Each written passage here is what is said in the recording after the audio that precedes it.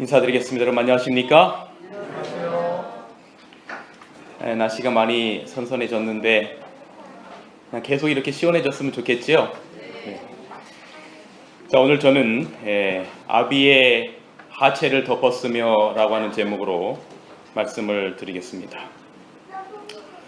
말씀을 드리기 전에 지난주에 저희가 오늘 우리 어린이들이 안식학교 시간을 통해서 성경학교 1박 2일 제천 별새꽃들 천연계 탐사원에 다녀온 것들을 보이고 또 율동도 하고 오늘 설교예배 특창까지도 이렇게 해주셨는데 제가 찍은 많은 사진들이 오늘 들어가 있지 않아서 좀 안타까운 마음이었고 그래서 제가 사실은 메일로 보내는 걸 깜빡하고 그냥 저희 성경학교 단톡에다만 올렸는데 그러니까 뭐 설교 준비를 설교를 해야 되기 때문에 하나의 사진만 좀 보여드리면 저희가 다 같이 가서 찍은 단체 사진입니다. 그래서 30명 어른들 다 합해서 30명 저희가 그렇게 갔고 그곳에서 같이 좋은 시간들을 이렇게 보내고 왔습니다.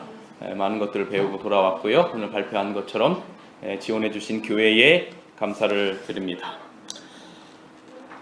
오늘 제가 성경 창세기 9장 20절에서 27절의 말씀을 본문의 말씀으로 삼아서 말씀을 드리겠습니다. 창세기 9장 20절로 27절의 말씀입니다. 노아가 농사를 시작하여 포도나무를 심었더니 포도주를 마시고 취하여 그 장막 안에 벌거 벗은지라. 가나안의 아버지 함이 그의 아버지의 하체를 보고 밖으로 나가서 그의 두 형제에게 알림해 셈과 야벳이 옷을 가져다가 자기들의 어깨에 메고 뒷걸음쳐 들어가서 그들 아비의 하체를 덮었으며 그들의 얼굴을 돌이키고 그들의 아버지 하체를 보지 아니하였더라. 노아가 소리 깨어 그의 작은 아들이 자기에게 행한 일을 알고 이르되 가나안은 저주를 받아 그의 형제들의 종들의 종이 되기를 원하노라 하고 또 이르되 셈의 하나님 여호와를 찬송하리로다. 가나안은 셈의 종이 되고 하나님이 야벳을 창대하게 하사 셈의 장막에 거하게 하시고 가나안은 그의 종이 되게 하시기를 원하노라 하였더라. 지난주에 노아 방주 속에 드러난 복음에 대한 말씀을 드렸습니다. 120년의 은혜의 기간 그리고 7일 매맞을 자녀에게 숫자를 세다가 10가지 세면 혼난다 말해놓고 9하고 9 어떻게 한다고요? 반, 9 반에 반에 반, 9 반에 반에 반 하시는 우리 부모님의 마음, 그 마음이 120년이라고 하는 은혜의 기간을 허락하시면서 마지막 또 7일까지 주시면서 하나님의 기다림의 은혜에 대한 말씀을 드렸습니다. 그리고 끝까지 그 은혜의 기간 동안 하나님의 음성을 거절한 자들에게 내린 심판의 홍수, 그리고 방주 가운데 며칠을 지내냐면 382일을 방주의 생활을 합니다. 382일입니다. 방주 안에서 어땠을까요? 호텔처럼 좋았겠습니까?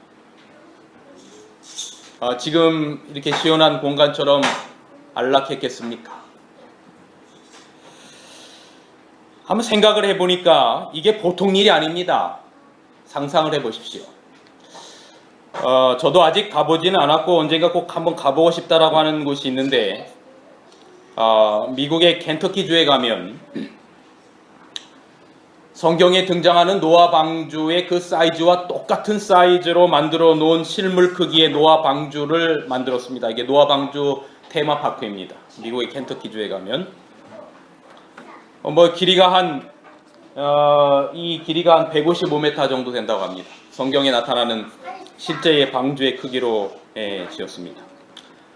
그 안에 내부를 잠깐 들어가 보면 내부에 사람은 구원받은 사람이 몇 명밖에 타지 않았습니까? 8명밖에 타지 않았으니까 그 안에는 전부 다 정한 짐승, 그 다음에 공중의 새 7쌍씩, 부정한 짐승 2쌍씩 들어갔다고 했습니다. 그 안에 들어가면 이렇게 동물들을 다 이렇게 모형으로 만들어 놓았고 사람들이 구경할 수 있도록 만들어 놓았습니다. 이게 지금 화면이 좀 흐려서 잘 안 보이시는데 이 동물이 뭐냐면 공룡입니다. 공룡. 학자들마다 의견이 분분합니다. 노아 방주 안에 과연 공룡이 들어갔을까? 여기 부조화 선지자 97페이지에 보면 이렇게 기록하고 있어요. 각종 짐승, 가장 사나운 짐승에서 온순한 짐승뿐만 아니라 야수들에 이르기까지 각종 짐승들이 산과 숲에서 나와 조용히 방주를 향하여 걸어 들어가는 것을 보았다. 그렇게 기록하고 있습니다. 각종 짐승, 가장 사나운 짐승, 야수들도 들어갔다고 했으니 공룡도 들어갔을, 제가 보진 않았으니까 들어갔다 안 들어갔다 확정할 수는 없지만 좀 등치 작은 공룡들은 들어가지 않았겠습니까? 그런데 우리 어린이들 그 초식동물 키 큰 게 뭐죠 그거? 티라노사우루스인가? 우리 어린이들은 이 공룡의 아주 전문가들인데 그 엄청 키 큰 그 목이 엄청 큰 그 공룡은 들어가지 않았을 것 같아요. 이거 어떻게 들어갔겠습니까? 그렇게 큰 공룡이. 그래서 사실은 원래 공룡도 하나님이 창조하신 창조물 가운데 있었겠지요. 그 화석들이 발견되니까. 그러나 그 사이즈는 상당히 과장되었을 거라고 학자들이 추정을 합니다. 그런데 노아 홍수 때 그 엄청난 공룡 같은 동물들은 아마 방주에 들어가지 못하고 멸절당하지 않았을까라고 생각이 들지만 어떤 일부의 작은 그런 것들은 아마 들어갔을 수 있는 가능성도 있다라고 생각이 합니다. 그 노아 방주안이 어떻게 생겼을까 하는 단면도의 그림을 그린 화가가 이렇게 그림을 그렸는데 이게 전부 다 뭐냐면 동물이고 여기에만 노아 방주의 8가족들이 타고 있었습니다. 이 방주 안에서 며칠을 보냈다고요? 382일을 보냈습니다. 방주 안에 있는 동물들의 뒤치다거리가 얼마나 많았을까요? 비가 계속해서 왔으니까 얼마나 습하고 꿉꿉했겠습니까? 여러분, 우리 주부들이 장마철에 빨래를 해서 빨래를 널면 잘 말라요, 안 말라요? 그리고 옷에서 이상한 냄새 나지요? 그런 기간이 382일이 된 겁니다. 더군다나 빨래를 제대로 했겠습니까? 방주 안에는 물이 제가 볼 때 마실 물은 들어갔겠는데 빨래할 물이나 샤워할 물이 그 안에 있었겠습니까? 그랬을 것 같지 않아요? 고마워요 우리 진사 학생. 수많은 동물들의 배설물의 악취가 어땠을까요? 혹시 축사하시는 분들 댁에 가보면 아무리 깨끗하게 씻고 해도 그 동물 냄새가 나게 되어 있어요.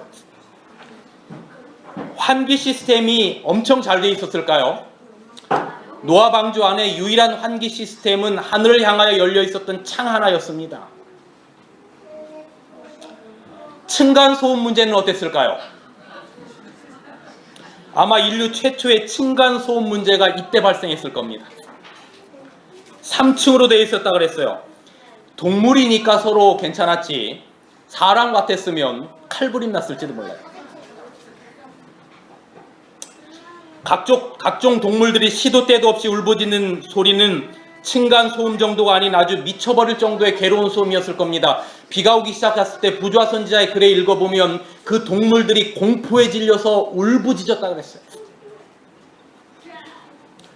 이것이 매일 24시간 반복되는 겁니다. 동물들에게 제발 자라라고 노아 가족들이 아무리 말한들 알아듣고 자겠습니까? 382일 동안 방주에서 나올 때까지 이런 삶을 살았던 겁니다.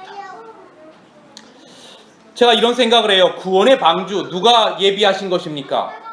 물론 노아가 짓긴 했지만 하나님께서 예비하신 그 방주가 편하면 좋을 텐데 말이죠. 한 5성급 호텔은 못 가더라도 최소한 여관급 정도라도 되면 좋을 텐데 말이죠. 너무나 힘들단 말이죠. 여러분 우리 인생의 방주 어떻습니까? 예수 그리스도로 말미암아 구원을 약속하셨으면 좀 편안한 호텔 같으면 좋은데 우리의 삶이 그렇지 않단 말이죠. 그런데 여러분 저는 이게 좀 위로가 돼요. 남들은 다 편한 것 같은데 나만 믿음의 길이 힘들면 얼마나 외롭고 힘들겠어요. 노아 방주의 길도 그런 길이었단 말이지요. 그런데 그거 아세요?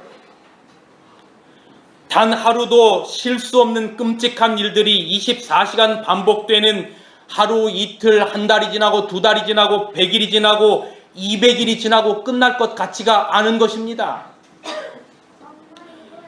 언제 이 비가 그쳐서 나갈 날짜를 지정해 주셨으면 그나마 기다리는 힘이라도 생기는데 여러분 그 날짜를 정해주지도 않았어요.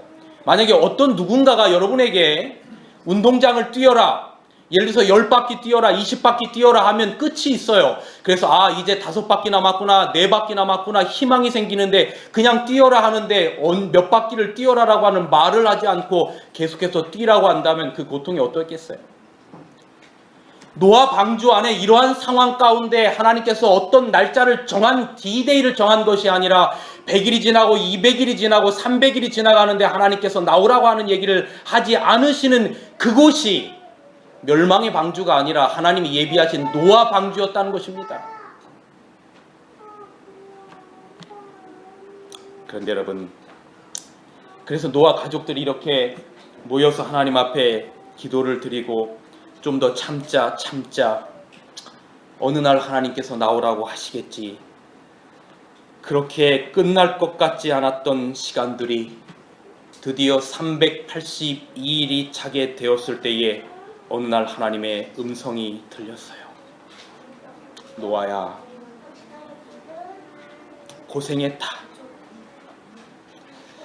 이제 너와 내 아내와 내 아들들과 내 자부들은 방주에서 나오너라. 여러분, 우리 주님 어느 날 하나님으로부터 이런 음성 들으시겠지요. 아드님, 때가 되었습니다. 내 백성들 저희 고난의 방주에서 나오게 하세요. 그리고 하나님의 명령을 받은 아들 예수님은 천만 천사를 대동하시고 동편 하늘에 나타나실 것입니다. 그리고 말씀하시겠죠. 누구야 거기서 나와라. 그리고 하늘에 가자 라고 말하실 것입니다. 그날까지 우리 믿음의 순례길이 노아 방주처럼 힘들고 고난스럽다 할지라도 믿음 안에서 굳건히 견디는 여러분과 제가 되시길 간절히 바랍니다. 아셨죠? 노아 방주에서 나와서 노아가 고민하기 시작합니다. 뭘 먹고 살아야 될까? 팥빙수 장사를 할까? 떡볶이 장사를 할까? 뭘 해먹고 살아야 되나? 고민하다가 포도 농사를 지어야 되겠다라고 생각을 했습니다. 노아 방주 전에 부자 선지자의 보면 각종 씨앗들을 다 준비했다고 그렇게 기록하고 있습니다. 이제 포도나무가 자라고 포도가 심어지고 포도 농사를 지었고 포도가 풍성한 열매를 맺게 되었습니다. 포도주를, 그런데 노아가 포도나무를 심었는데 거기서 나온 열매를 가지고 포도주를 만들어 먹고 만취했다고 기록하고 있어요. 즙을 만들었는데 보관을 잘못해서 포도주가 되었는지 아니면 처음부터 포도주를 만들었는지는 잘 몰라도 아무튼 자기가 벌거벗고 누운 것을 몰라볼 정도로 노아는 취했습니다. 그리고 하체를 벗고 장막에 누워 잤습니다. 노아의 아들들에게 셈과 함과 야벳이 있었는데 함이 우연히 아버지 장막에 들어갔다가 아버지의 허물을 보고 덮어 주기는커녕 밖으로 나와서 두 형제들에게 조롱조로 아버지의 상태를 말합니다. 창세기 9장 22절에 그 모습을 보고 함이 형제에게 알렸고 그 이야기를 들은 또 다른 형제 셈과 야벳이 안으로 들어와서, 그런데 이들이 하는 행위가 좀 독특합니다. 아버지의 바지, 하체를 벗었다 했으니까 바지를 가지고 들어오는데 어떻게 들어왔냐면 어디에다 메었다고 기록하고 있습니까? 어깨에다 메었다라고 기록하고 있습니다. 그리고 뒷걸음쳐서 들어가서 아버지의 하체를 보지 않기 위하여 어깨에 메고 이렇게 뒷걸음치고 들어가는 겁니다. 이렇게 뒷걸음치고 들어가서 아버지의 하체를 그 옷으로 뭐 했습니까? 덮었고 얼굴을 돌이켜 아버지의 하체를 보지 아니하였다라고 기록하고 있습니다. 드디어 노아가 술이 깼습니다. 이 사실을 알았지요. 그리고 노아가 그 사실을 알고 이렇게 기록하고 있어요. 자기의 벌거벗은 것을 비웃음조로 다른 형제들에게 말한 함을 저주하는데 뭐라고 저주하냐면 가나안은, 그 함의 아들이 가나안입니다. 가나안은 저주를 받아 그 형제의 종들이 되기를 원하고 그렇게 기록하고 있습니다. 그런 이야기를 25절, 26절, 27절에 걸쳐서 가나안은 다른 형제들 셈과 야벳의 종이 되기를 원한다라고 그렇게 합니다. 그리고 놀랍게도 그 노아의 아버지의 예언처럼 그런 삶을 그의 후손들이 살아가게 됩니다. 여호수아 9장 23절에 보면 너희는, 여기 너희라고 말한 것은 이 함의 네 아들 가운데 가나안을 특별히 가나안을 하나님이 저주하셨는데 그 가나안의 후손들은 저주를 받아 영영이 종이 되고 나무 패며 물 깃는 자가 되리라 라고 그렇게 예언하고 있어요. 여호수아 9장 23절에 기록하고 있습니다. 그런데 이 노아의 예언과 여호수아의 예언이 열왕기 상에 보면 실제로 그렇게 정확하게 이루어집니다. 여기 이렇게 기록합니다. 무릇 이스라엘 자손이 아닌, 자, 이것은 제가 이 그림을 보면서 설명을 드리겠습니다. 이스라엘 자손이 아닌 누구와 아모리 사람과 그 다음에 헷 사람과 브리스 사람과 히위 사람과 여부스 사람, 이러한 사람들은 솔로몬의 노예로 역군을 삼아 노예가 되어서 종이 되어서 오늘날까지 솔로몬의 시대까지 이르렀다라고 말하는 것입니다. 자, 여러분 여기 보십시오. 이 가계도인데 여러분 이 함의 자녀가 이 구스, 미스라임, 붓과 가나안이 있는데 특별히 함의 잘못으로 가나안을 저주했는데 그 가나안의 후손들이 여기서 말하는 아모리 사람, 헷 사람, 브리스, 히위, 여부스 사람, 요후스, 여기 나오죠. 시돈, 헷, 여부스, 아모리, 히위, 요 사람들이 전부 다 누구의 후손들로 뻗쳐나가냐면 가나안의 후손들로 뻗쳐나갑니다. 그런데 이 가나안의 후손들이 셈의 후손의 종이 되겠다고 했죠. 셈의 후손은 아브라함으로 이어지는 후손들입니다. 그 아브라함의 후손들로 누구까지 이르게 되는가 하면 솔로몬까지 이르게 돼요. 그래서 그 노아의 예언처럼 정말로 솔로몬의 그 후손들, 셈의 후손들, 아브라함, 솔로몬에 이르는 그 사람들의 종이 되는 역사가 일어나게 됩니다. 근데 여러분 이게 좀 이해하기가 힘들어요. 왜냐하면 잘못한 건, 술을 먹고 취한 건 노아지요. 그런데 왜 하나님께서 함과 그 아들 가나안을 노아가 저주했을까라고 하는 것입니다. 그러면 저주한 대로 저주를 받아서 함과 그의 후손들이 그렇게 저주받은 삶을 살았는가라고 하는 문제입니다. 이 부분을 부조화 선지자는 그렇지 않다라고 이야기하고 있습니다. 뭐라고 기록하고 있냐면 이것입니다. 노아의 예언은 독단적인 진노의 선고도 아니요 총의 언명도 아니었다. 그것은 그의 아들들의 품성과 운명을 고정시키지 않았다. 이 말이 뭐냐면 너는 이제 셈의 종이 되겠다라고 함과 가나안의 후손을 이야기한 것이 그 말한 대로 그들의 운명이 고정된 게 아니다 그 말입니다. 그러나 그것은 그들이 각자 선택한 생활과 그들의 개발시킨 품성의 결과가 어떻게 되리라고 하는 것을 보여주었다. 이게 무슨 말이냐면 노아는 하나님께로부터 그의 아들들의 운명에 대해서 미리 계시와 영감을 받은 것입니다. 그리고 그 영감 받은 것을 예언한 것입니다. 우리가 이것을 뭐라고 말하냐면 예지 예정이라고 말합니다. 그러니까 하나님이 여러분의 운명을 너는 구원받을 사람이야, 너는 멸망받을 사람이야, 예정론이 아니라 이 말입니다. 정하지 않는다 그 말입니다. 그런데 하나님은 여러분의 운명이 어떻게 될 것을 알고 계신 것입니다. 알고 계신다라고 하는 것은 하나님이 여러분의 운명을 리모컨 컨트롤해서 너는 구원받을 사람이야, 너는 멸망받을 사람이야 결정하는 것이 아니라 여러분의 인생을 쫙 내다보시고 여러분의 의지에 따라서 결정된 삶을 여러분은 살아가는 것입니다. 그리고 그 결과를 누가 아시는 것입니까? 하나님이 아신 것입니다. 하나님이 노아의 이 아들들의 운명을 다 보시고 그 운명을 누구에게 알려주었냐면 노아에게 알려주었어요. 그런데 함의 족속들의 운명을 하나님께서 쭉 보시니까 그들의 마음 가운데 경박하고 하나님을 대적하고 그 아버지에 관해서 우습게 하는 정신들이 그의 성품으로 고착된 것입니다. 그래서 그런 삶을 그대로 살게 되었고 그 악한 특성들이 그의 후손에게 그대로 물려진 바 되었고 그들의 계속적인 범죄는 하나님의 심판을 불러온 것입니다. 이것을 노아는 보았고 그대로 예언한 것입니다. 근데 우리가 여기서 잠깐 생각해 볼 문제가 있어요. 이 노아의 후손들이 셈과 함과 야벳의 이 후손들이 앞으로 세계와 나라대로 나뉘어서 전 세계 열국 백성이 되었다. 창세기 10장 32절에 노아홍수 이후에 그렇게 기록하고 있습니다. 근데 우리가 보통 생각하기를 오늘날 흑인은 누구의 후손이라고 생각을 합니까? 함의 후손이라고 생각을 하고, 백인은 누구의 후손이라고 생각을 합니까?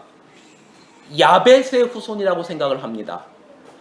그리고 동양인은 누구의 후손이라고 생각하냐면 셈의 후손이라고 생각을 합니다. 이렇게 생각하는 근거가 무엇인가 하면 창세기 10장입니다. 창세기 10장에 보면 야벳 후손들이 어느 지역에 살았더라라고 하는 표현이 있는데 10장 5절에 보면 바닷가에 머물렀더라라고 기록하고 있어요. 그 바닷가가 어디냐면 지중해 지역입니다. 이 지중해. 그래서 그 후손들이 이 지중해 지역을 중심으로 해서 유럽 쪽으로 뻗어져 나갔을 것으로 추정하는데 꽤 근거가 있습니다. 그 다음에 함은 어떤 지역에, 함의 자손들이 어떤 지역에 사냐면 그 가나안 지역과 또 구스라고 하는 이 지역이 바로 이 지역입니다. 이 구스라고 하는 지역이에요. 이게 이제 북아프리카 지역입니다. 그래서 함의 후손들이 이쪽으로 뻗어나갔을 것으로 추정하는데 나름대로 일리가 있다라고 생각을 합니다. 그 다음에 셈의 후손입니다. 아브라함과 그 뒤에 혈통을 잇는 셈의 후손들은 창세기 10장 30절에 보면 그들이 동쪽으로 움직여서 동편산 지역에 머물렀더라라고 이야기하고 있습니다.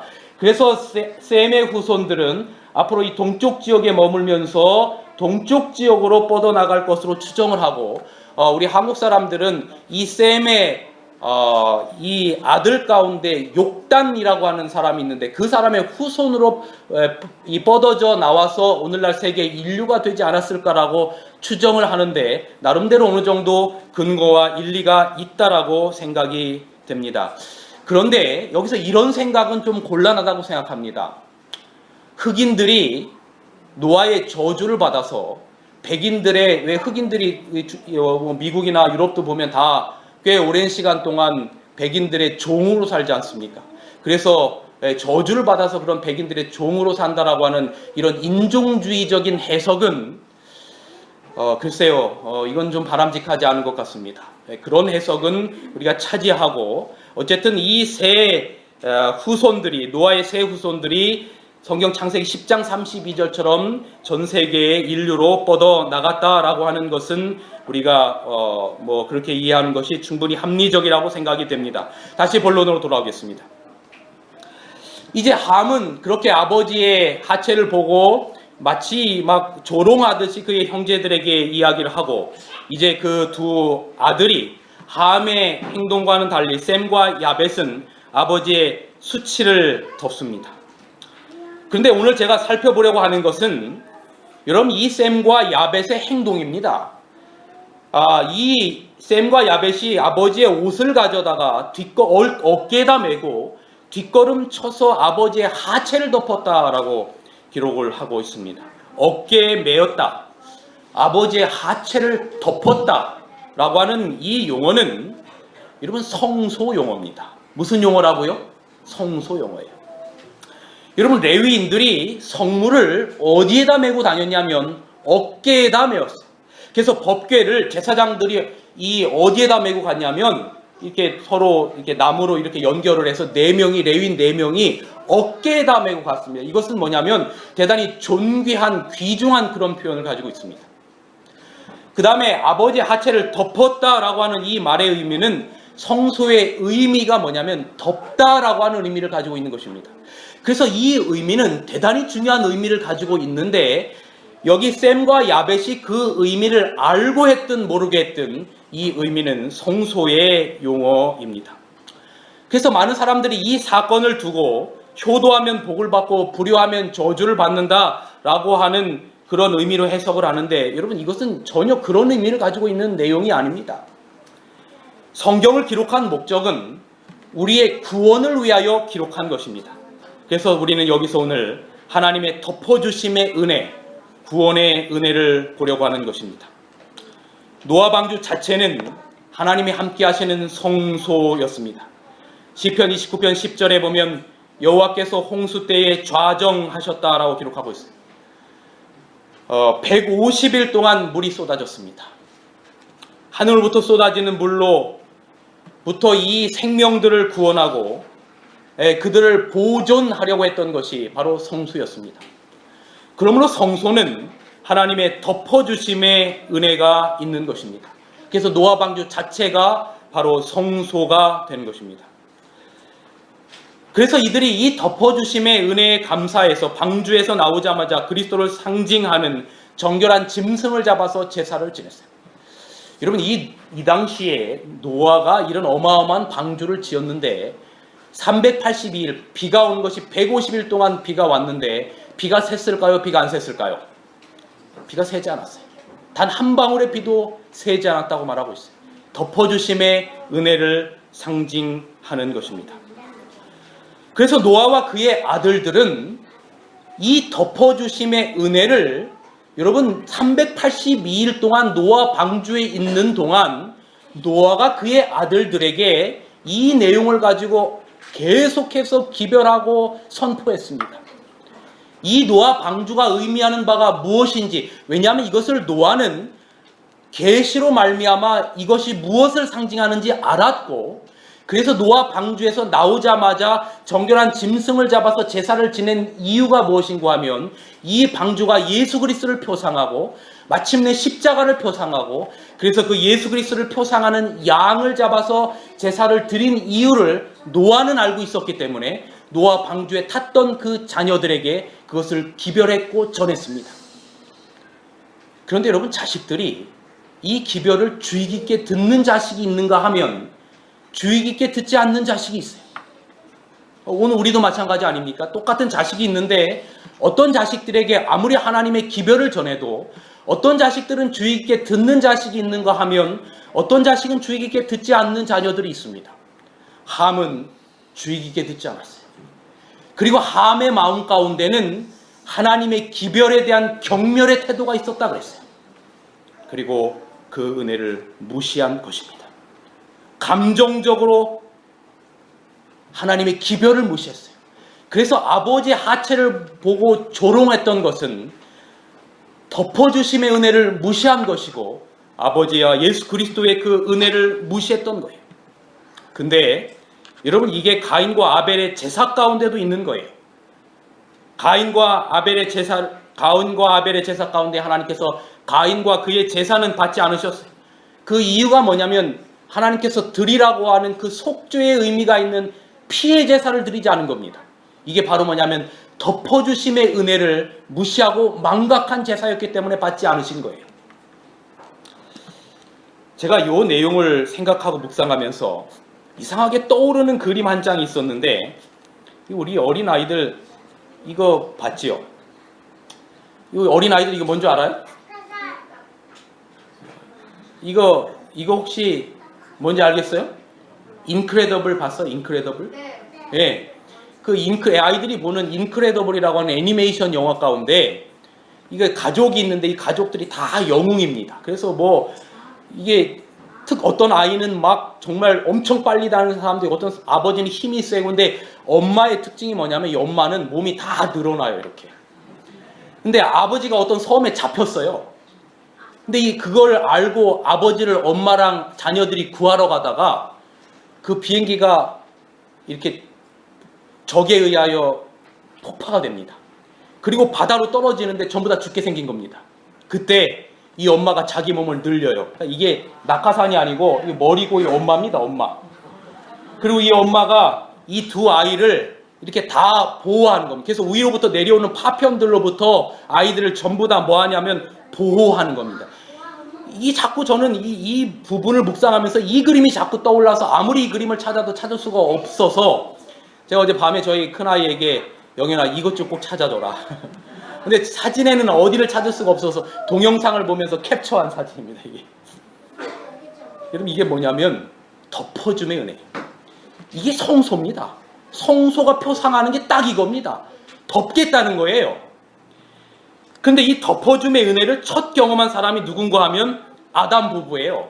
선악과를 먹고 벌거벗어서 부끄러워하고 있는 아담에게 뭐를 입히시는 겁니까? 가죽옷을 뭐 하는 거예요? 입히시는 겁니다. 입히시는 거예요. 그래서 이거 입힘의 은혜, 우리는 이것을 칭의라고 하고 덮어주심의 은혜라고 하는 것입니다. 그 다음에 또 다른 덮어주심의 은혜가 나타났던 대표적인 사건이 뭐냐면 유월절 때의 사건이에요. 이스라엘 백성들이 애굽에서 430년간 종살이하고 이제 모세가 이스라엘 백성들을 출애굽하기 위하여 마지막에 몇 가지의 이 나라의 재앙을 내리는 겁니까? 10가지의 재앙을 내리는데 이들이 머물렀던 곳이 어떤 땅이냐면 고센 땅이었어요. 고센 땅. 그런데 9가지 재앙으로부터 고센 땅은 하나님께서 그들을 안전하게 뭐 하셨습니까? 보호하셨어요. 뭐 파리 재앙, 메뚜기 재앙, 우박 재앙 많은 재앙들이 있는데 그 재앙들이 있는데 고센 땅은 이런 우산이 되셔서 하나님께서 덮어주신 것입니다. 그리고 마지막 10번째 재앙, 모든 초태생들을 다 죽이는 그 재앙 가운데 피를 문설주에 뿌린 모든 백성들, 유대인들뿐만 아니라 애굽 백성들도 엿들었다가 피를 바른 사람들은 덮어주심의 은혜로 말미암아 사륙의 그날 밤에 생명을 유지한 덮어주심의 은혜입니다. 또 다른 성경에 덮어주심의 은혜가 나타나는 게 어디냐면 하나님이 모세를 부르시고 모세에게 너 내 백성들 이끌어라 그럴 때 모세가 뭐라고 말하냐면 하나님 나 그럴 자신 없어요. 그렇다면 하나님의 영광을 좀 보여주시면 제가 어떻게 해볼게요. 그래서 하나님께서 모세에게 하나님의 영광을 보여주시는데 야 너 그 바위 틈에 있어라 그래요. 그런데 내 얼굴을 네가 보면 너는 뭐 한다? 죽는다. 그러니까 내 등만 봐라. 그리고 하나님이 모세를 바위 틈 사이에 두시고 그 사이를 지나가시면서 출애굽기 33장 22절에 보면 뭐라고 말하냐면 내 영광이 지나갈 때에 내가 너를 반석 틈에 두고 내가 지나도록 내 손으로 너를 뭐 했다가 덮었다가 덮어주심의 은혜입니다. 모세를 살리려고 하는 하나님의 뜻이었어요. 그리고 가장 놀라운 덮어주심의 은혜는 성소예요. 여러분 이 성소에 보면 성소를 이 덮는 이 다 가죽들인데 여기에 보면 양 가죽도 있고 뭐 여러 가지 가죽들이 여기 나와 있는데 여러분 이 가죽들이 뭡니까? 전부 다 뭐 하는 겁니까? 지금 덮어주시는 겁니다. 성소는 전형적으로 덮어주심의 은혜예요. 그런데 더 중요한 것은 지성소 안에 속죄소입니다. 이 언약궤 안에 3가지의 패역의 상징들이 있어요. 민수기 17장 10절에 보면 아론의 지팡이 패역의 표징이 되게 하여 언약궤 안에다 넣고 그 위에다 뭐를 덮어버려라? 속죄소를 덮어라. 덮어주심의 은혜인 것입니다. 그리고 이 모든 것들의 원형이 바로 예수님께서 이 땅에 오셔서 십자가에서 인류의 죄를 덮으시는 겁니다. 누가복음 23장 34절 아버지여 저들의 죄를 모하여 주옵소서 사하여 주옵소서. 덮어주심의 은혜입니다. 여러분 이렇게 덮어주심의 은혜를 받은 사람의 행복이 어떨까? 시편 32편에 보면 허물의 사함을 얻고 그 죄의 가리우심을 받는 자는 뭐가 있도다? 복이 있도다. 요즘 나라에 보면 뭐 여러 가지 유명인들이 뭐 미투 사건이나 혹은 뭐 여러 가지 정치적인 사건이나 경제사범 이런 사건을 통해서 다 감옥에 가는데 그들에게 무죄가 선고된다라고 하는 것은 여러분 이것은 대단히 기쁜 일입니다. 허물의 사함을 받고 그 죄의 가리움을 받는 자는 복이 있도다 그랬어요. 로마서 4장 6절로 8절에 보면 일한 것 없이 하나님의 의로 여기심을 받은 사람의 행복에 대하여 말한 바가 있어요. 불법의 사함을 받고 그 죄를 가리우심을 받는 자는 복이 있고 주께서 그 죄를 인정치 아니할 사람은 복이 있도다함과 같으니라. 여러분, 1만 달란트 빚진 자의 비유를 여러분이 아십니다. 마태복음 18장에 보면 어떤 사람이 왕에게 1만 달란트를 빚졌습니다. 1만 달란트가 얼마일까? 어떤 사람이 계산을 해보니까 이건 천문학적인 숫자로 우리가 죽을 때까지 갚아도 다 갚을 수 없는데 오늘날 화폐 가치로 환산을 하니까 1만 달란트가 3조 원이랍니다. 그러니까 1만 달란트라고 하는 것은 갚을 수 있는 금액이에요? 없는 금액이에요? 없어요. 그래서 왕이 너 그거 못 갚으면 너와 너 몸도 팔고 내 처자식도 다 팔고 내 전 재산 다 팔아서 갚아라 그렇게 말합니다. 근데 좀 봐달라 그래요. 그리고 울면서 애원합니다. 근데 왕이 보니까 너무나 불쌍해요. 그래서 뭐 해주는 겁니까? 탕감해주는 겁니다. 하나도 없다라고 덮어주는 겁니다.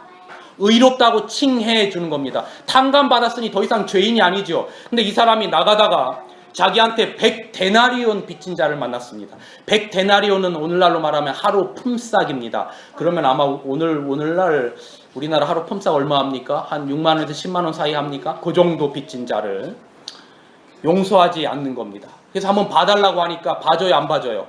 안 봐줘요. 이 소식을 누가 들었냐면 왕이 들었습니다. 그래서 그걸 다시 불러옵니다. 너 1만 달란트 탕감 안 해준다. 너 1만 달란트 탕감 받았으면 고작 100데나리온 용서 못 해주냐? 그래서 내가 너를 불쌍히 여긴 것 같이 너도 내 동관을 불쌍히 여김이 마땅치 아니하냐라고 말합니다. 여러분, 우리가 이걸 생각해 볼 수 있는 게 뭐냐면, 여러분, 이게 뭐냐면 덮어줌의 은혜를 거절한 함이 받을 저주의 원형입니다. 여러분, 덮어줌의 은혜를 거절한 자는 심판을 받아요. 하나님의 어린 양의 의의 세마포를 입지 않은 자에 대한 심판입니다. 하나님이 우리를 덮어주시겠다라고 말씀하는 거예요. 예수 그리스도의 피를 너희들이 받아들이면 덮어주겠다라고 말하는 겁니다. 근데 내가 그것을 받겠다는 거예요, 안 받겠다는 거예요? 안 받겠다는 겁니다. 그리고 나도 남을 덮어주지 않겠다는 거예요.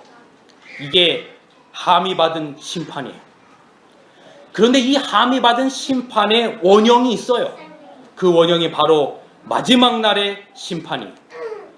여러분, 여기 요한계시록 6장 16절 17절에 보면 덮어주시는 예수 그리스도의 은혜를 입지 않은 자들에 대한 마지막 심판이 여기 기록되어 있어요. 요한계시록 6장 16절 17절 산과 바위에게 이르되 우리 위에 떨어져 보좌에 앉으신 예수의 낮에서와 어린 양의 진노에서 우리를 가리우라. 그들의 진노의 큰 날이 이르렀느니 누가 능히 서리요. 가리움의 은혜를 거절하고 산 자들에게 더 이상 가리우심이 없는 겁니다. 여러분, 이게 노아 홍수로 죽은 자들과 같은 이야기인 것입니다. 120년 동안 은혜의 기간을 주셨어요. 그리고 방주로 말미암아 그리스도의 은혜로 말미암아 가리움의 은혜를 입으라고 노아가 120년 동안 그리도 외쳤던 겁니다.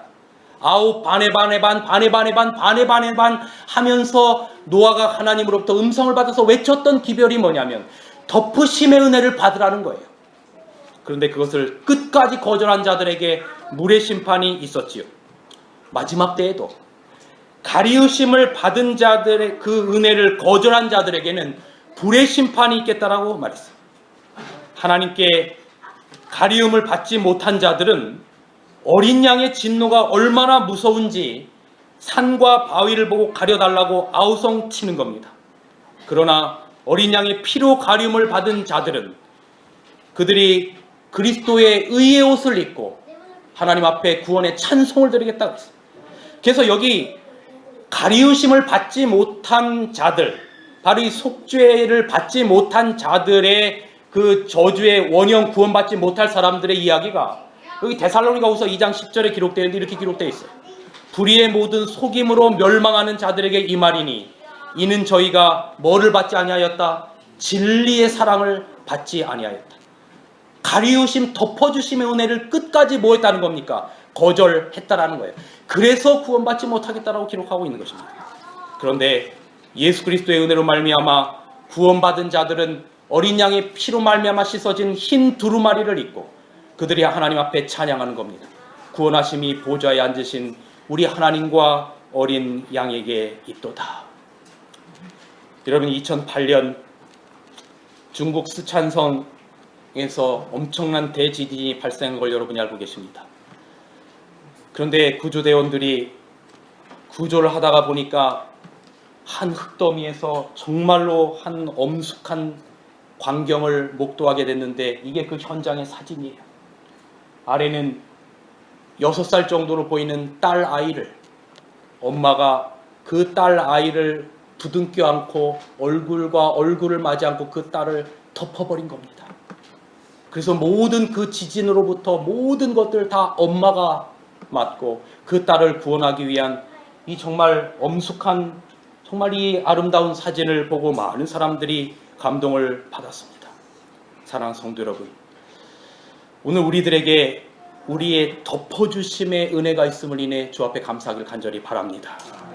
우리 어린 양 되신 예수 그리스도의 피로 말미암아 우리는 가리움과 덮음을 받은 자입니다. 그래서 행복한 자라고 말하는 겁니다. 1만 달란트, 우리의 능력으로는 결단코 갚을 수 없는 이 죄의 값을 주님께서 대신 십자가로 말미암아 갚으셔서 그것을 받아들이는 자들에게 영원한 생명을 주겠다고 약속하는데, 그걸 끝까지 거절하는 자, 끝까지 거절하는 자. 여러분, 우리는 그 덮어주심의 속죄를 받아들이는 여러분과 제가 되기를 간절히 바랍니다.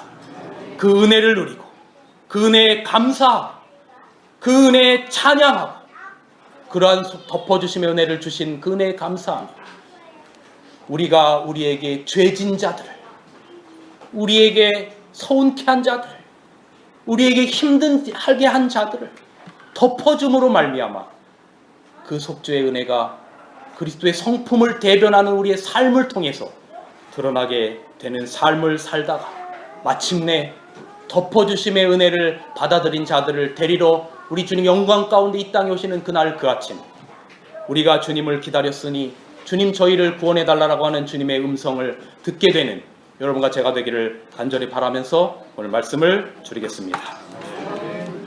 하나님 우리 아버지, 허물 많고 죄 많은 우리들을 덮어주시는 은혜로 말미암아 하나님의 자녀 삼아주시니 감사합니다.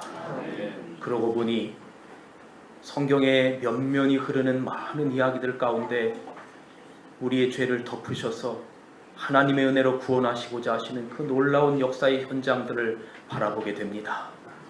노아 방주도 그랬고 그 모든 시대마다의 역사가 주님의 덮어주심의 십자가의 보혈을 표상하고 있다라고 하는 것을 생각해 봅니다. 아버지 하나님, 오늘 우리의 삶이 주의 덮어주시는 그 은혜로 말미암아 만끽하며 행복한 삶을 살 수 있도록 도와주옵소서. 그 기쁨이 우리에게 작은 실수를 한 사람들에게 전달될 수 있도록 도와주셔서 하나님을 사랑하고 이웃을 사랑하는 아름다운 그리스도인으로 살다가 우리 주님 맞이하게 하여 주옵소서. 이제 우리 하나님의 사랑과 예수 그리스도의 은혜와 성령 하나님의 감화 감동 교통하심이 우리 온 성도들과 함께하여 주옵소서. 예수님의 이름으로 간절히 기도하옵나이다. 아멘.